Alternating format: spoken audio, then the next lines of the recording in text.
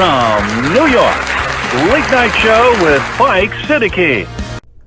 Assalamu alaikum and welcome to the show. My name is Faik Izhar Hussain Siddiqui. साहिबों, अगर अल्लाह ताला ने आपको बहुत इल्म दिया है और आप बला के चर ज़बान भी हैं, तो फिर भी झूठ को सच साबित नहीं कीजिए. ये बहुत बेईमानी है, बहुत बुरी बात है. अच्छा, पाकिस्तान में, पूरी दुनिया में कम्युनिकेशन का दौर है और जहनों में घुसने की जो है सलाहियतें बढ़ गई हैं और लोग झूठ को सच साबित करते हैं. एक पाकिस्तान में ऐड चलता है कि दाग तो अच्छे होते हैं, दाग अच्छे नहीं होते हैं, दाग अच्छे नहीं होते हैं. लेकिन ये उनकी जो पंच लाइन है वो इतनी स्ट्रांग है कि उसकी वजह से वो जहनों में चले गए, वो प्रोडक्ट जो है उन्होंने पोजीशन कर दी. अच्छा, अब यही कुछ सूरत हाल में देख रहा हूं कि महंगाई से मुतालिक हुकूमत के कुछ फेवर करने वाले लोग जो है वो इसको ऐसे पेश कर रहे हैं कि देखिए महंगाई पे बात हो रही है और एक पॉलिटिकल कमेंटेटर ये कह रहे हैं, एक पंडित, कि जनाब जर्मनी में जो है वो पेट्रोल की कीमत इतनी है, इंडिया में इतनी है, अमेरिका में इतनी है, जापान में इतनी है और सबसे ज्यादा सस्ती पाकिस्तान में है. देखिए, ये गलत बात मत साबित कीजिए. आपको क्या इस बात का इल्म है कि जर्मनी में और जापान में और अमेरिका में एक आम उस सोसाइटी की जीडीपी क्या है, एक आम आदमी को कितनी मौके हैं और उसकी कितनी सेविंग है? हमारे यहाँ नहीं है ऐसा. हमारे गरीब की क्या हालत है? तो उसको आप जब पिक्चर दिखा देते हैं ना, ये आपकी जहानत या आपका इल्म, ये रोजे महशर आप पकड़े जाएंगे. यहाँ ठीक है, आप तालियां बज जाएंगी, लेकिन रोजे महशर आप पकड़े जाएंगे. और ये वैसे भी बहुत बड़ी बेईमानी है, बहुत घटिया बेईमानी है, तो इससे दूर रहना चाहिए. और पाकिस्तानी इतने ज़हीन लोग हैं कि आपकी ये चालाकी चलने नहीं देंगे. मैं आपको एक बड़ा दिलचस्प किस्सा बताऊं. एक किसान का लड़का तालीम हासिल करने शहर आया. तालीम हासिल करने के बाद फिर वो जब वापस पहुंचा तो एक दिन गांव में वालदा और वालिद साहब बैठे हुए खाना खा रहे थे. आमने सामने ज़मीन पे बैठे, प्लेट में 2 अंडे थे, वो भी उनके साथ बैठा था. तो वालिद साहब ने बच्चे से पूछ लिया कि तू वहाँ से, शहर से क्या तालीम हासिल करके आए हो? तो ये बहुत चर ज़बान था. कहने लगा, अच्छा मैं तो लॉजिक पढ़ के आया हूँ, मैं इन्हें कैसे समझाऊँ, मैं समझाता हूँ इनको. तो उसने कहा कि मैं ये साबित कर सकता हूँ अब्बा जी कि इस प्लेट में 2 अंडे नहीं 3 हैं. बाप उनसे भी ज्यादा ज़हीन था. वो कहने लगा, पुत्र तू ऐ साबित ना कर, जो तीजे अंडा है तू खा ले, तीसरा अंडा है तो वो तुम खा लो. तो वो किसान बाप उससे भी ज्यादा ज़हीन था. तो पाकिस्तानी कौम को जुल देने की, एक लफ्ज़ हमारे यहाँ जुल देने की कोशिश मत कीजिए, यानी धोखा देने की कोशिश नहीं कीजिए. अच्छा देखिए, जो लोग हुकूमत को फेवर करना चाहते हैं, मैं इमरान खान को पसंद करता हूं, उनको बहुत फेवर देना चाहता हूं हमेशा, लेकिन गलत फेवर नहीं कीजिए, महंगाई को जस्टिफाई नहीं कीजिए. जो वक्त महंगाई को जस्टिफाई करने में लगा रहे हैं, ये वक्त इस बात पे खर्च कीजिए कि इस महंगाई को कहां से कंट्रोल किया जाए, असल मसला कहां पे पैदा हुआ है, और फिर वो आप इमरान खान को या हुकूमत को बता दीजिए. लेकिन ये कि आप टीवी पे आके वो जस्टिफाई करें, एब्सोल्युटली रॉन्ग, गलत बात है ये. देखिए, होता ये है कि महंगाई जो होती है वो गरीब तबके को एक वक्त के खाने से, दवा से महरूम कर देती है. पाकिस्तान में फाका कशी पे लोग उतर आए हैं. ये सूरत हाल हुई है गरीब तबके की. जो मिडिल क्लास है उसकी हालत यह है कि उसकी सेविंग सब हो गई. अब जो है वो हर वक्त परेशान है और उसमें है कि कल क्या होगा उसको नहीं पता.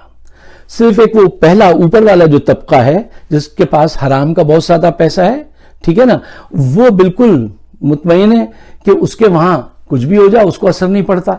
अभी पिछले दिनों मैंने आपके वजीर खजाना शौकत तरीन साहब का इंटरव्यू सुना, बहुत मायूसी हुई. यकीन कीजिए कि उस आदमी के चेहरे पे, उसकी आवाज में, उनकी दलीलों में कोई बात ऐसी नहीं थी कि वो शख्स सिंसियर हो, उसको कोई दर्द उठ रहा हो, कोई हमदर्दी हो गरीबों के साथ, कुछ भी नहीं थी. उनसे सवाल किया जा रहा है, साहब ये तो गजब हो गया, डॉलर 172 रुपए का हो गया. बड़े इत्मीनान से कह दिया, हाँ वो हो गया, कोई ऐसी बात नहीं है, फला मुल्क में ये हुआ था, फला जगह ये हुआ था. میں نے پہلی دفعہ اتنا سنگدل انسان دیکھا کہ اس کو کوئی غرض نہیں تھی. دیکھیے ہم لہجے سے، الفاظ سے، مثال سے، ہر چیز سے اندازہ لگا لیتے ہیں کہ یہ آدمی کتنا سنسیئر ہے، یہ کیا کہنا چاہتا ہے. اس کے پاس ایسی کوئی چیز نہیں تھی. عمران خان آتے ہیں، تقریر کرتے ہیں، ٹھیک ہے نا، ان کی باڈی لینگویج، ان کا چہرہ، ان کے الفاظ، لگتا ہے کہ یہ ایک پھنسا ہوا آدمی ایک کوشش میں لگا ہوا ہے اور یہ چاہتا ہے، چاہے وہ لنگر خانے کھولے، چاہے وہ لوگوں کو کیش پیسے دیے ابھی کووڈ کے سلسلے میں، ہر وقت وہ تیار ہے، وہ سوچ میں ہے کہ میں غریب لوگوں کی مدد کیسے کروں، ملک کو کیسے آگے لے کے جاؤں. سب کو پتہ چل جاتا ہے. یہی وجہ ہے، میں نے ابھی آپ سے کہا نا کہ ذہین قوم ہے پاکستانی قوم. آج اتنی ہوش ربا مہنگائی ہے لیکن سڑکوں پر لوگ نہیں آئے. کیوں؟ وہ یہ جانتے ہیں کہ یہ آدمی سنسیئر ہے. پہلے والے بہت چوریاں کر کے ساری گندگی ان کے اس پہ حصے میں چھوڑ کے چلے گئے اور یہ کوشش کر رہا ہے. ٹیم ان کے پاس ہے نہیں. 2-4 ہی لوگ ہیں، ثانیہ نشتر اور فروغ نسیم، باقی کوئی سنسیئر لوگ ہیں ہی نہیں، نظریاتی لوگ ہیں ہی نہیں. ان کو شروع میں آپ نے فارغ کر دیا تھا. ایک آدھ لوگ ہیں نظریاتی، جیسے ہم محمود عوان وہاں بیٹھے ہوئے پاکستان میں، جو بانی تھے، وہ بیکاری بیٹھے ہوئے وہاں پہ. ان کو کوئی اہم ریسپانسبلٹی دے. جو سول جانتے ہیں، جو روح جانتے ہیں اس جماعت کی، وہ باہر بیٹھے ہیں اور نئے آنے والے اندر بیٹھے ہوئے ہیں. تو یہی انجام ہونا ہے. اچھا اب آئیے ذرا اس بات پہ غور کیجئے کہ ان حالات سلوشن کیا ہے، ہم اس طرف کیا سوچیں. دیکھیے سلوشن، میں کوئی اکانومسٹ تو ہوں نہیں لیکن پھر بھی کچھ باتیں میں بڑی واضح طور پہ جانتا ہوں، آپ بھی جانتے ہوں گے. پوائنٹ نمبر 1، امپورٹس کو ہمیں کم کرنا چاہیے. کیوں؟ ہماری ایکسپورٹ 3 سے 4 بلین ہے اور امپورٹ جو ہے وہ 11 کے قریب ہیں. اب یہ جو 4000 cc کی گاڑیاں آ رہی ہیں، ان کو بند کیجئے. یہ جو میک اپ کا سامان آ رہا ہے اور کتوں کی غذائیں اٹھا کے باہر پھینکیے ان کو کہ ان کی ضرورت نہیں ہے. ٹھیک ہے نا؟ کیوں؟ دیکھیے آپ ہر طبقے کو خوش کرنے کی کوشش نہیں کیجئے. جب بھی کوئی پالیسی بنا کے لاتا ہے نا تو وہ ایسے سمجھا دیتا ہے صاحب اس میں یہ ہو جائے گا، اس میں یہ خوش. دیکھیے don't try to please everyone. You cannot, یہ پاسبل ہی نہیں ہوتا کہ ہر ایک کو آپ خوش کر سکیں. کچھ کو ناراض کرنا پڑتا ہے، ناراض کیجئے. ٹھیک ہے نا؟ اس کی فکر نہیں کیجئے. کیوں؟ اگر آپ امپورٹ کو نہیں کاٹیں گے تو آپ برے حالات میں رہیں گے اور بہت سارے ممالک نے ایسا کیا ہے. اچھا دوسرا پوائنٹ نمبر 2، آپ IMF کے دلدل میں، شروع میں نے کہا تھا اس دلدل میں نہ جائیے گا ورنہ آپ مارے جائیں گے. IMF پہلے بھی میں نے کہا تھا، IMF کو اس بات کی پرواہ نہیں ہے کہ آپ کی اکانومی کیا ہے. وہ نفع بنانے کے لیے آپ کو قرضہ دیتے ہیں، پلس وہ سے سیاسی فائدے اٹھاتے ہیں. میں زیادہ تفصیل نہیں بتا سکتا لیکن آپ خود غور کیجئے گا اس پہ. اچھا اب یہ جو ہے آپ کے پاس چوائس کیا رہ جاتی ہے کہ آپ کے پاس نہ تو اچھی ٹیم ہے، ٹھیک ہے نا، اور نہ ہی حالات ایسے ہیں جن سے پیسہ نکلوانا تھا ان سے پیسہ نکلوانے میں آپ ناکام رہے ہیں. یہ مانیے، چاہے اس میں عدالتوں کا قصور ہو. مطلب یہ ایک سوچنے کی بات ہے کہ جنہوں نے بلینز آف ڈالر مارے ہیں وہ دوبارہ اقتدار میں آ کر چوری کرنے کے لیے تیار ہیں اور بین الاقوامی قوتیں ان کو سپورٹ کرنے کے لیے تیار بیٹھی ہیں. کیا اندھے ہو گئے سارے لوگ؟ کیا سمجھ نظر نہیں آتا یا سمجھ میں نہیں آتا؟ ان سے کس سے پیسے نکلوائے مجھے بتائیے، جو بڑے بڑے مگرمچھ ہیں کوئی پیسے نکلوائے؟ یار آپ جس پہاڑ پہ پیسے کھوتے ہیں اسی پہاڑ پہ جا کے ڈھونڈتے ہیں نا. جو چوری کر کے لے گئے، یہ پہلی دفعہ یہ منظر دیکھا ہے کہ جنہوں نے بڑے بڑے ڈاکے ڈالے وہ ضمانت پہ گھوم رہے ہیں. ایک لندن چلا گیا، کسی سے پیسے آپ نے نہیں نکلوائے. اور مہنگائی بڑھتی جا رہی ہے. دیکھیے مہنگائی ختم کرنا جو ہے نا وہ صرف عمران خان کا کام نہیں ہے، یہ ایک اجتماعی کام ہوتا ہے. پوری قوم کو اپنی ذمہ داری لینی چاہیے. جب تک کہ پوری قوم مل کر اس پہ کام نہیں کرے گی آپ یہ حالات نہیں بدل سکتے.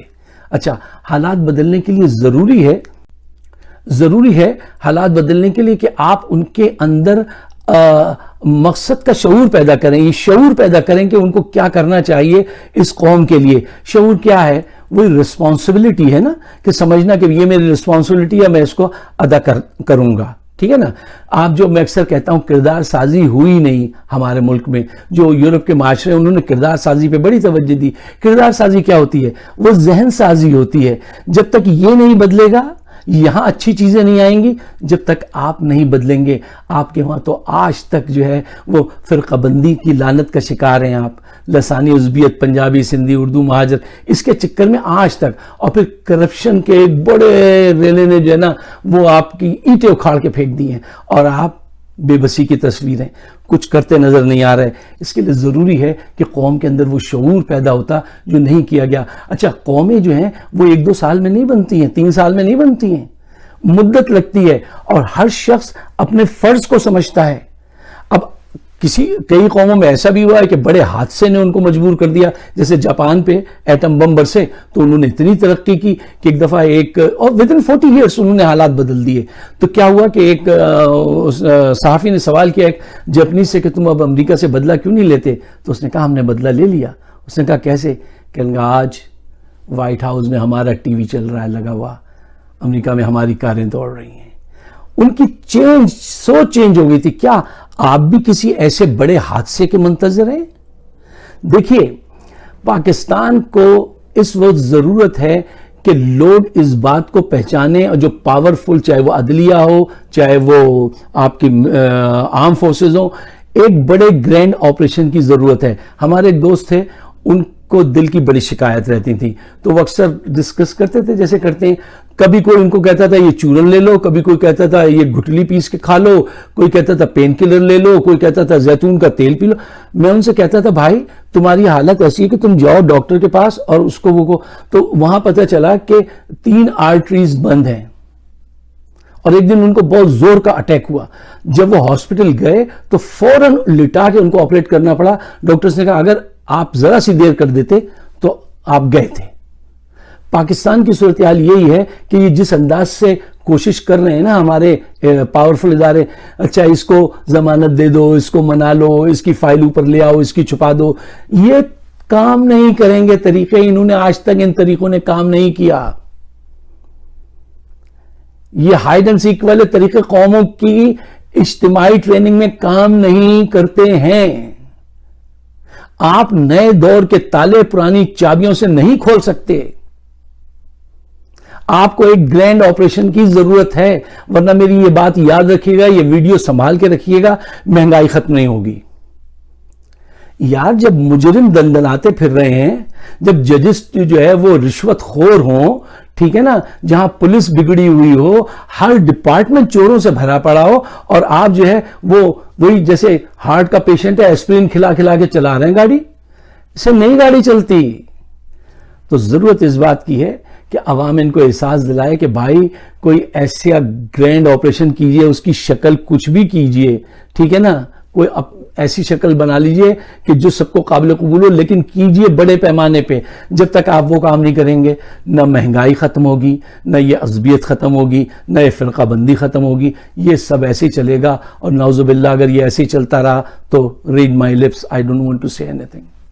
اگر آپ میرے خیالات سے اتفاق کرتے ہیں تو براہ مہربانی اس کو شیئر ضرور کیجئے، تاکہ کم از کم ہم اپنے ہم خیال لوگ جو ہے وہ ایک پلیٹ فارم پہ لا سکیں. میری ویڈیوز بہت ساری موجود ہیں، فائق صدیقی شو یوٹیوب پہ، آپ سبسکرائب کریں تو بڑی عنایت ہوگی. ٹھیک ہے.